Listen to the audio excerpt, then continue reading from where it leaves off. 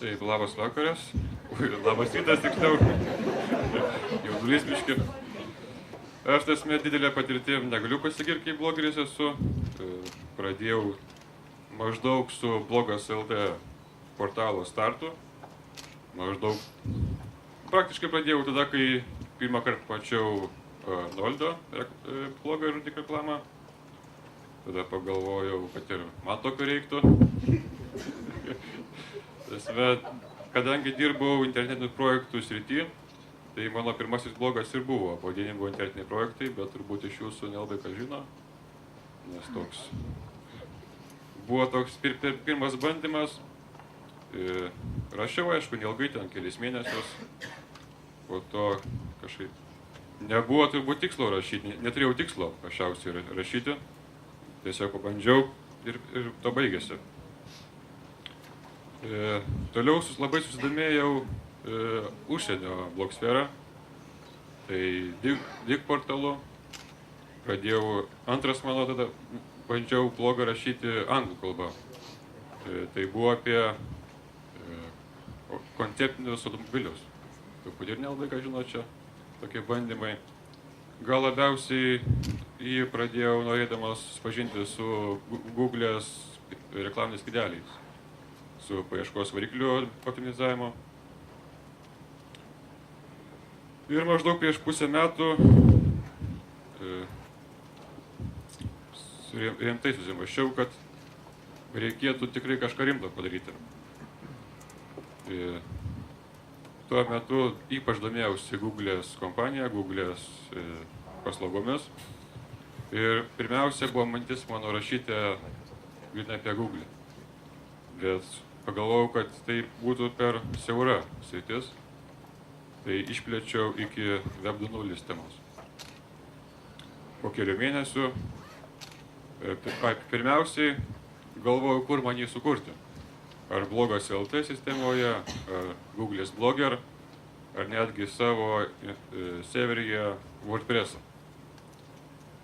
Pagrindinis kriterijus, kodėl pasirinkau blogas LT, dėl bendruomenės.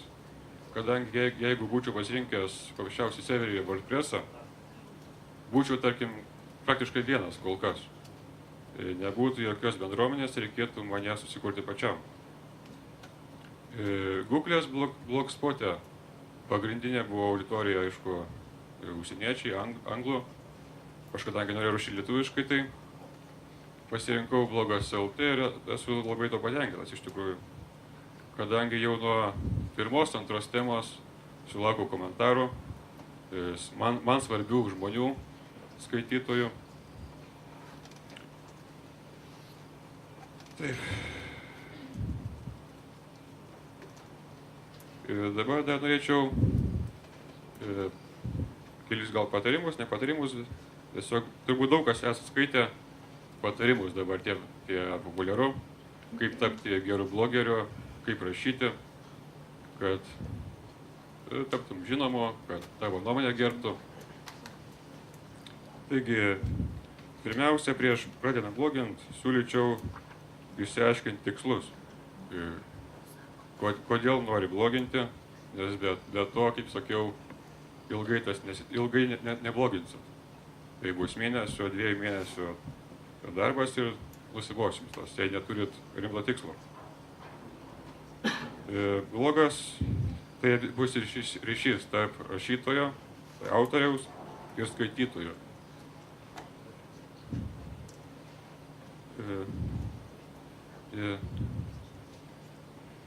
Dar ką norėčiau pasakyti, kad reikia nebijoti rašyti. Jau geriau suklysti rašant iš pradžių, kai tik sukuri blogą, negu po to.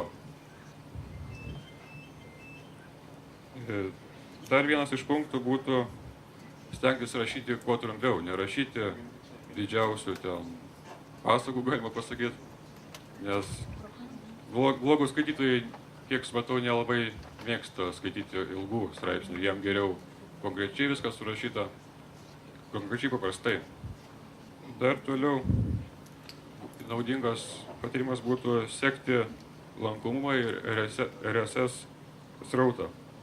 Tiesiog po kiekvienos savo paskelbtos temos peržiūrėti, ar ta tema susilaukė daug skaitytojų, daug komentatorių ir tiesiog taip pradedi suprasti, ką rašyti, kuo skaitytojai domisi. Ir gal paskutinė, ką norėčiau akcentuoti, tai gal blogo išvaizda. Juokas buvo, nes kadangi mes šnekėjome su ponia Sigita, siūlyčiau visgi šiek tiek blogo dizainą, išvaizdą paprasčiausiai atskirti nuo kitų šablonų, kad tavo blogas būtų neeilinės, pusiausvaidas nebūtų toks pat kaip daugelis. Tiesiog tada daugiau akcentuojasi jis. Tai kad tiek būtų apie mano temą. Ačiū už dėmesį.